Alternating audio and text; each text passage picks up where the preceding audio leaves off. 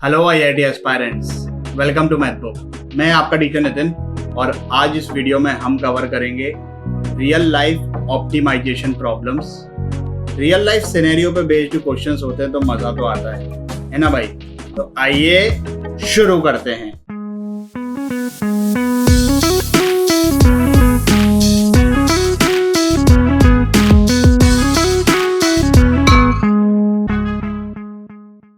Real life optimization problems कैसे इस प्रकार के क्वेश्चंस को हैंडल करते हैं, उनकी क्या वर्किंग है, समझते हैं भाई।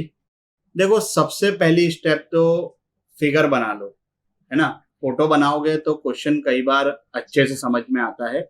अगर बहुत ज्यादा टाइम कंज्यूमिंग नहीं है या क्वेश्चन की लैंग्वेज पढ़कर आपने अपने दिमाग में ही समझ लिया क्वेश्चन को प्रॉपरली, फिगर को दिमाग में ही इमेजिन कर लिया, तो बनाने की जरूरत नहीं है। लेकिन अगर थोड़ा सा भी कंफ्यूजन हो तो एक रफ फोटो बना लीजिए।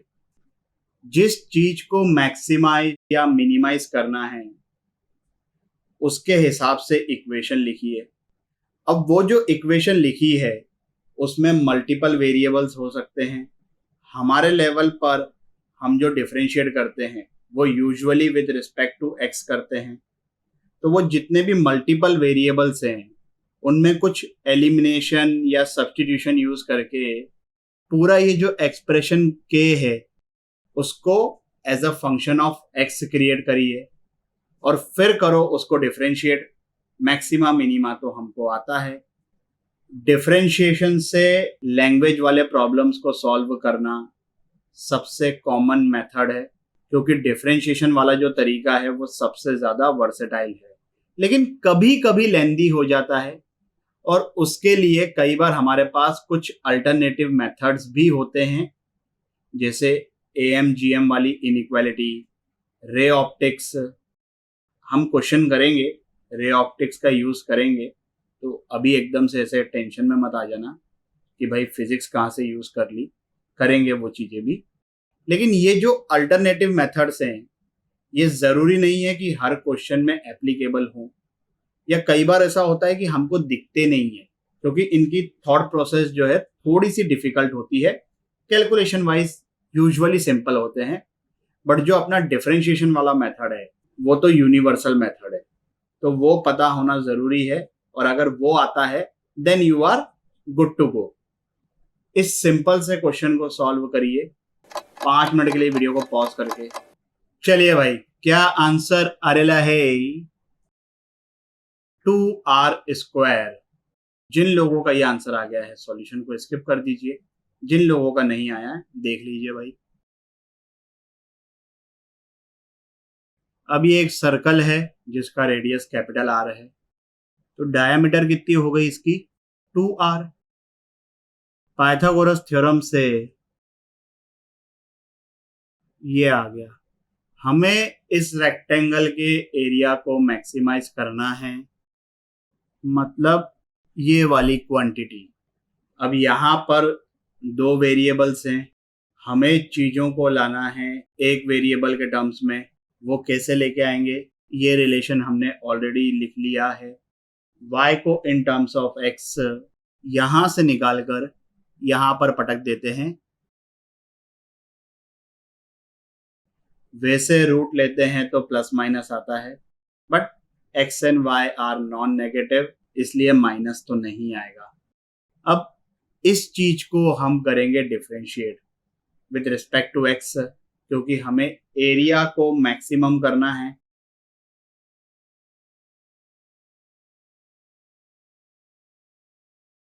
डिफरेंशिएशन में तो अब तक चैंपियन हो गए होंगे। इसको अपन कर देंगे इक्वल टू 0।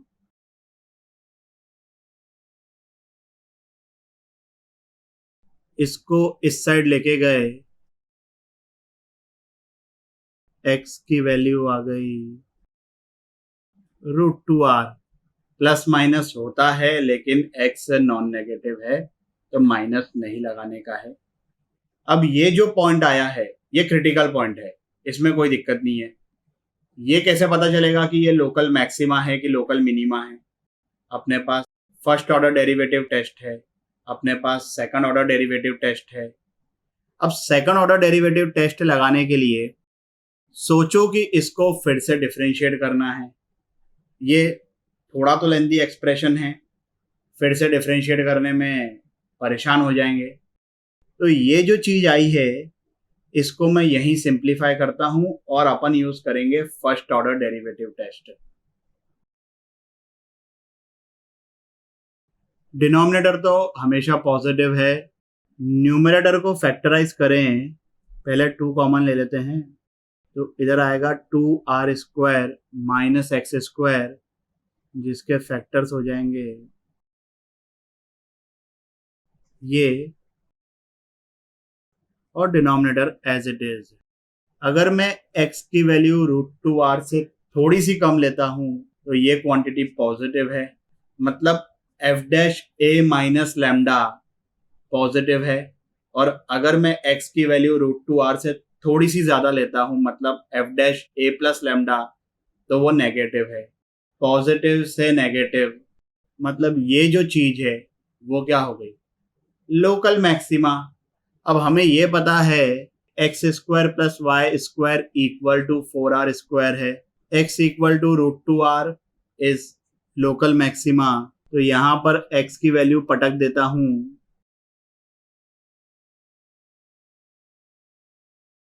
y भी आ गया √2r। हमें मैक्सिमम एरिया निकालना है। x आया है √2r, y आया है √2r, दोनों को मल्टीप्लाई कर दो, एरिया आ जाएगा मैक्सिमम विच इज 2r²। ये हो गया एक तरीका। दूसरा तरीका AMGM वाला, हम लगाएंगे AMGM on x² and y²। तो x² और y² का अरिथमेटिक मीन ये हो गया, ज्योमेट्रिक मीन ये हो गया। x² प्लस y² कितना है, 4r², डिवाइड बाय 2 हुआ तो 2r² हो गया। x² y² का रूट xy, xy क्या है, एरिया। एरिया की यहां पर मैक्सिमम वैल्यू कितनी हो सकती है, 2r², वही तो फाइंड करना था। आगे बढ़ते हैं, इस क्वेश्चन को सॉल्व करिए 5 मिनट के लिए वीडियो को पॉज करके। चलिए भाई, क्या आंसर है, 2/9। जिन लोगों का ये आंसर आ गया है सॉल्यूशन स्किप कर दीजिए, जिन लोगों का नहीं आया देख लीजिए। 1 cubic feet of clay available है और इस क्ले में से अपन ने बनानी है ब्रिक। तो ब्रिक का जो वॉल्यूम होगा वो ये क्ले के वॉल्यूम के बराबर हो गया, है कि नहीं भाई। इसी क्ले में से अपने को ब्रिक बनानी है ना। तो लेट्स से ब्रिक की लेंथ L है, विड्थ तो W है क्वेश्चन में मेंशन, और हाइट H है, और ये वॉल्यूम ऑफ ब्रिक हो गया, वॉल्यूम ऑफ दिस क्ले। और क्या इंफॉर्मेशन प्रोवाइडेड है, 3 times as long as it is wide, मतलब L equal to 3 times width हो गया। L की जगह अपन 3W सब्स्टिट्यूट कर देंगे। अपने को करना है सरफेस एरिया को मिनिमम। सरफेस एरिया क्या होगा, अब L की जगह मैं 3 टाइम्स विड्थ सब्स्टिट्यूट करूंगा यहाँ पर, तो ये बन गया 3 टाइम्स W का स्क्वायर, ये बन जाएगा 3 टाइम्स WH, और ये WH तो है ही, S हो गया ये। Now what is the relation between H and W? H is equals to 1/3W², वो यहां पर पटक देते हैं।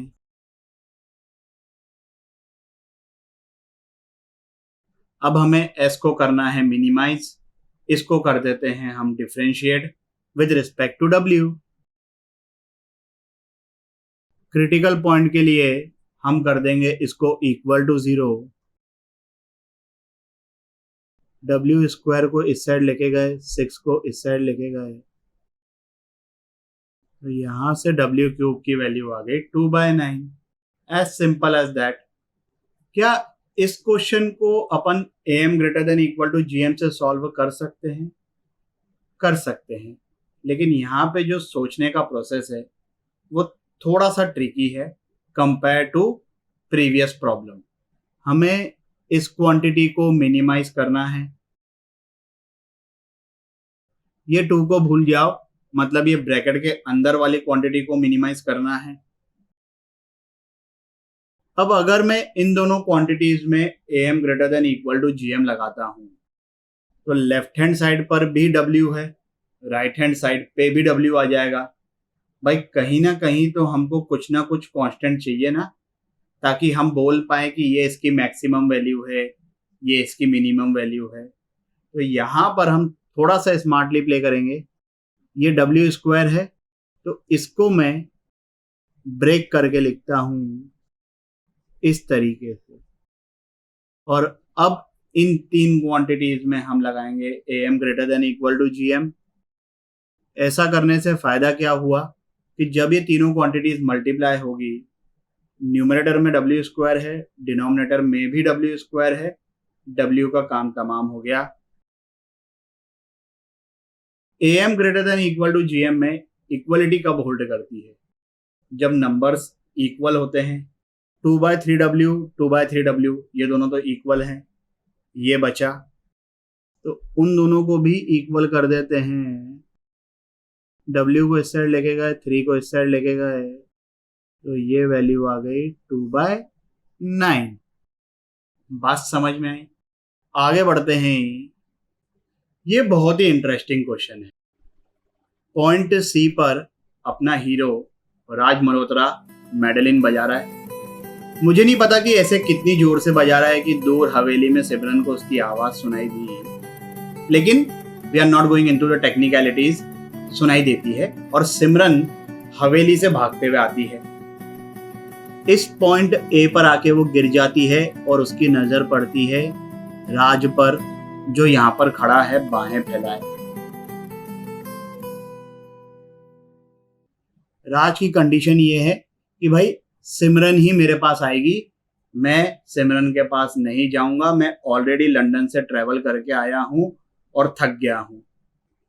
अब यहां पर जहां पर सिमरन है पॉइंट ए, वहां से लेकर पॉइंट बी की दूरी स्मॉल ए, बी से लेकर सी तक की दूरी स्मॉल बी। ये जो रोड है, अगर सिमरन इसके अलोंग भागना शुरू करती है, सीधे ऐसे आई और फिर ऐसे आ गई, इस रोड पे जो सिमरन के भागने की स्पीड है वो v1 है। अगर सिमरन सरसों के खेतों के थ्रू होते हुए राज के पास आती है तो डिस्टेंस कम है और स्पीड है सरसों के खेतों में उसकी v2।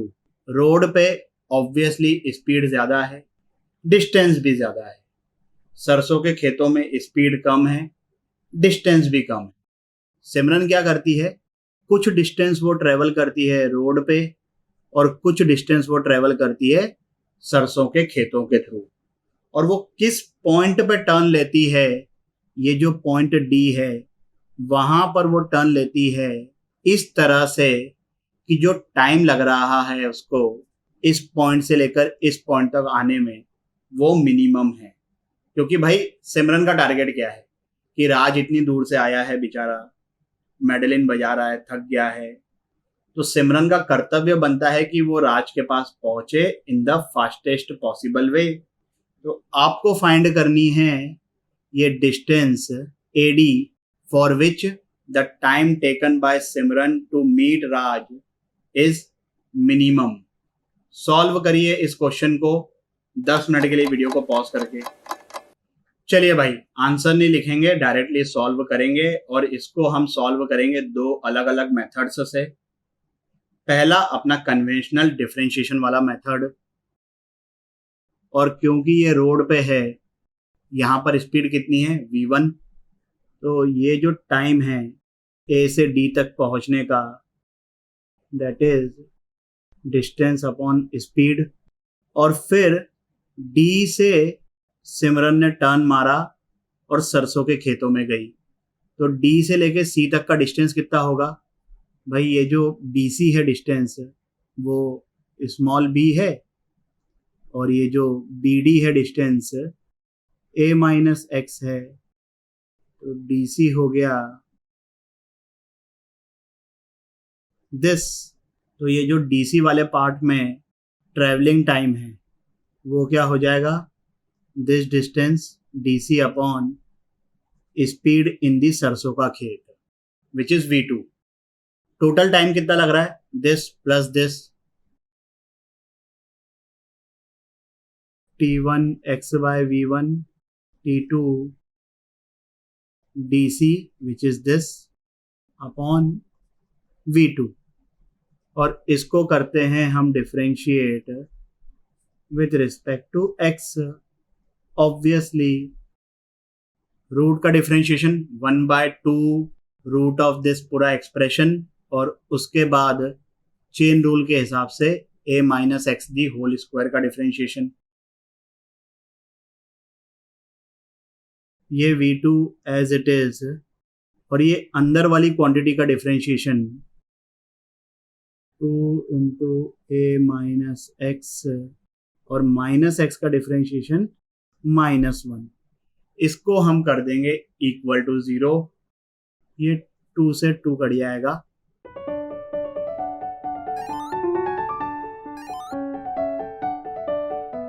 और ये जो V2 है इसको मैं लेफ्ट हैंड साइड पे लेके चले जाता हूं। दोनों तरफ स्क्वायरिंग करते हैं,